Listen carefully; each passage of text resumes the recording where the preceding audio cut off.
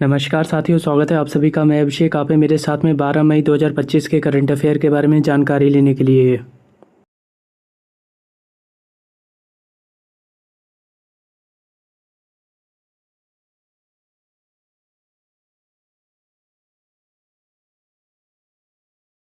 साथियों, मैं आपका स्वागत करता हूं अपने चैनल स्मार्ट टीचिंग अभी 20 GS बाई अभिषेक में।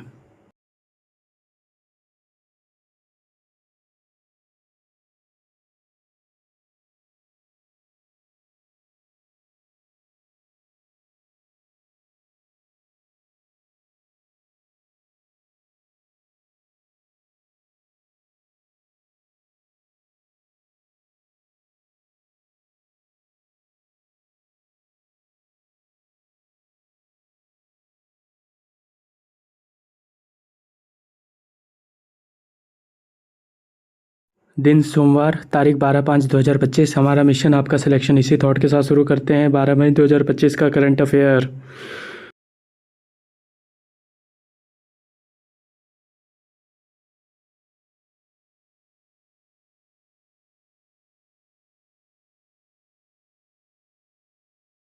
पहला, हाल ही में रूस के राष्ट्रपति ने यूक्रेन के साथ कहाँ वार्ता करने का प्रस्ताव दिया है? उत्तर है तुर्की में। आइए इस खबर के बारे में जान लें। हाँ, रूसी राष्ट्रपति व्लादिमीर पुतिन ने यूक्रेन के साथ सीधी बातचीत का प्रस्ताव दिया है। उन्होंने 15 मई को इस्तांबुल में बिना किसी पूर्व शर्त के बातचीत करने की पेशकश की। हालांकि यूक्रेन के राष्ट्रपति व्लादिमीर जेलेंस्की ने कहा कि उनकी टीम चाहती है कि रूस 12 मई को शुरू होने वाली स्थायी युद्ध विराम पर सहमत हो। इसके अलावा यूक्रेन ने जून के अंत से पहले और अधिक वार्ता आयोजित करने का प्रस्ताव दिया है।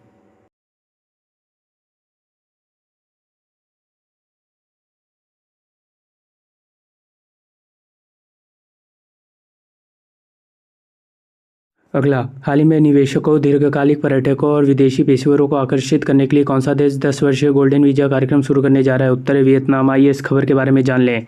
हाँ, वियतनाम 10 वर्षीय गोल्डन वीजा कार्यक्रम शुरू करने जा रहा है, जिसका उद्देश्य निवेशकों, दीर्घकालिक पर्यटकों और विदेशी निवेशकों को आकर्षित करना है। यह कार्यक्रम वियतनाम के दक्षिण पूर्व एशिया का एक प्रमुख पर्यटन और निवेश गंतव्य के रूप में स्थापित करने में मदद करेगा। विवरण: वियतनाम ने हाल ही में एक 10 वर्षीय गोल्डन वीजा कार्यक्रम शुरू किया है, जिसका लक्ष्य देश में दीर्घकालिक निवेशक और पर्यटकों को बढ़ावा देना है। यह कार्यक्रम विशेष रूप से भारतीय निवेशक, पर्यटक और डिजिटल कामगारों को आकर्षित करने के लिए बनाया गया है। अगला, हाल ही में किस देश ने चेस खेलने पर प्रतिबंध लगा दिया है? उत्तर है अफगानिस्तान। आइए इस खबर के बारे में जान लें। हाँ, अफगानिस्तान में तालिबान ने शतरंज खेलने पर प्रतिबंध लगा दिया है। तालिबान का कहना है कि यह खेल इस्लाम विरोधी है। तालिबान ने अफगानिस्तान में कई चीज़ों पर प्रतिबंध लगाया है, जिसमें शतरंज भी शामिल है। उनका तर्क है कि जुआ खेलने का बढ़ावा देता है। बीबीसी ने बताया कि हालांकि कुछ लोगों ने इसे इस्लाम के साथ इसके जटिल संबंधों के कारण भी देखते हैं। शतरंज, जिसे मूल रूप से भारत में चतुरंग के नाम से जाना जाता है, अरबों के माध्यम से यूरोप पहुंचा और 15वीं-16वीं शताब्दी में पूरी दुनिया में लोकप्रिय हो गया।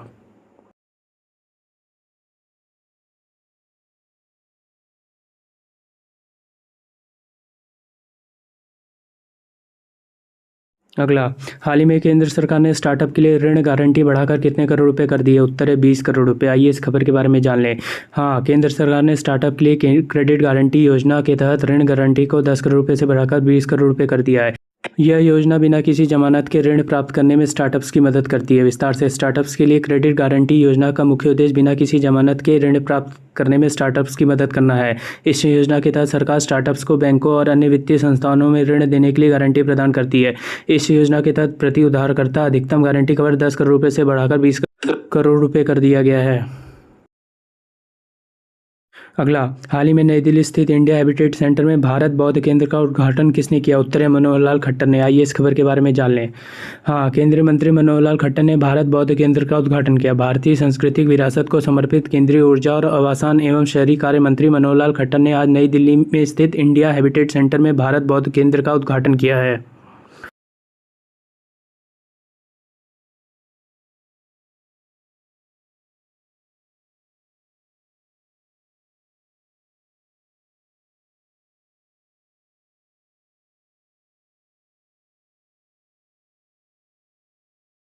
अगला, हाल ही में रक्षा मंत्री राजनाथ सिंह ने ब्रह्मोस मिसाइल के प्रोडक्शन यूनिट का शुभारंभ कहाँ किया है? उत्तर है लखनऊ में। आइए इस खबर के बारे में जान लें। रक्षा मंत्री राजनाथ सिंह ने 11 मई 2025 को लखनऊ में 3 करोड़ की लागत में निर्मित ब्रह्मोस सुपरसोनिक क्रूज मिसाइल निर्माण इकाई का वर्चुअल उद्घाटन किया। यह इकाई आत्मनिर्भर भारत पहल के तहत भारत की रक्षा स्वावलंबी की दिशा में एक महत्वपूर्ण कदम है।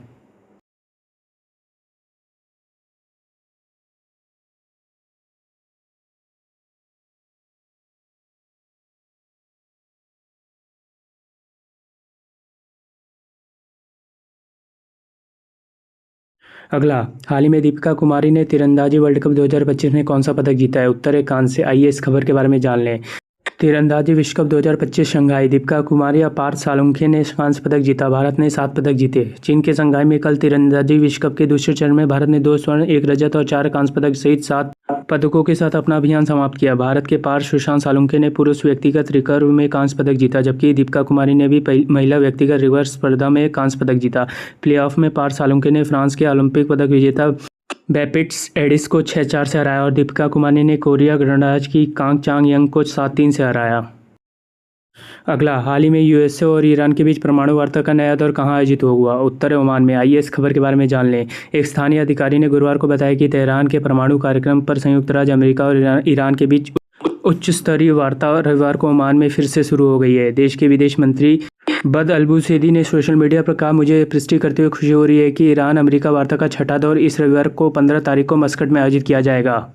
अप्रैल में अब तक आयोजित होने वाला यह छठा वार्ता है, जिसका उद्देश्य पूर्व समझौते संयुक्त व्यापक कार्य योजना के साथ एक समझौता करना है, जिसमें ट्रंप ने अपने पहले कार्यकाल के दौरान अमेरिका को अलग कर लिया था। अगला, हाल ही में किस राज्य के राज्यपाल द्वारा लिखित पुस्तक जनता की कहानी मेरी आत्मकथा का विमोचन किया है? उत्तर है हरियाणा। आइए इस खबर के बारे में जान लें। उपराष्ट्रपति जगदीप धनखड़ ने हरियाणा के राज्यपाल बंडारू दत्तात्रेय द्वारा लिखित आत्मकथा जनता की कहानी मेरी आत्मकथा का विमोचन नई दिल्ली स्थित महाराष्ट्र सदन में एक विशेष समारोह में किया। यह कार्यक्रम 9 मई 2025 को आयोजित हुआ था। इसमें भावनात्मक श्रद्धांजलि, राजनीतिक सौहार्द तथा जनसेवा और सामाजिक कल्याण के प्रति समर्पित जीवन पर चर्चा हुई। क्यों है खबरों में चर्चा? आत्मकथा जनता की कहानी मेरी आत्मकथा का विमोचन उपराष्ट्रपति जगदीप धनखड़ द्वारा किया गया। यह पुस्तक बंडारू दत्तात्रेय के व्यक्तिगत, राजनीतिक और सामाजिक जीवन यात्रा को दर्शाती है। अगला, हाल ही में अडानी पावर ने किस राज्य को 1500 मेगावाट विद्युत आपूर्ति करने के लिए समझौता किया है? उत्तर है उत्तर प्रदेश सरकार को। आइए इस खबर के बारे में जान लें। अडानी पावर ने उत्तर प्रदेश यूपी राज्य को 1500 मेगावाट विद्युत आपूर्ति करने के लिए समझौता किया है। यह बिजली एक नए 2x800 megawatt ultra super critical greenfield संयंत्र से उत्पन्न होगी, जिसे design, build, finance, on and operate model के तहत विकसित किया जाएगा।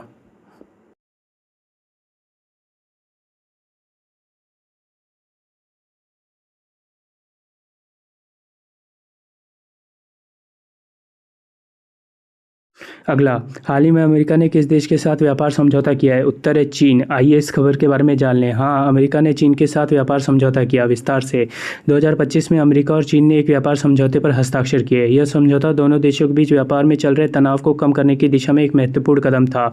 समझौते में दुर्लभ पृथ्वी खनिजों के निर्यात लाइसेंस में तेजी लाने के लिए बीजिंग की एक प्रमुख रियायत शामिल है, यूट्यूब ने रिपोर्ट किया। अमेरिका के वित्त मंत्री स्कॉट बेसेंट ने कहा कि समझौते का विवरण जल्द ही साझा कर दिया जाएगा। यह समझौता अमेरिका की 1.2 ट्रिलियन अमेरिकी डॉलर के व्यापार घाटे को कम करने में मदद करेगी। यह अमेरिका और चीन के बीच संबंधों का एक सकारात्मक कदम है। अगला, हाल ही में कहाँ 2018 के बाद निपाह वायरस का 7वां मामला दर्ज किया गया? उत्तर है केरल में। आइए इस खबर के बारे में जान लें। तब से बांग्लादेश, भारत और सिंगापुर में इसके प्रकोप देखे गए। केरल में 2018 से अब तक 7 बार निपाह वायरस का प्रकोप देखा गया, जिसमें 18, 19, 21, 23 और 24, 25 शामिल है।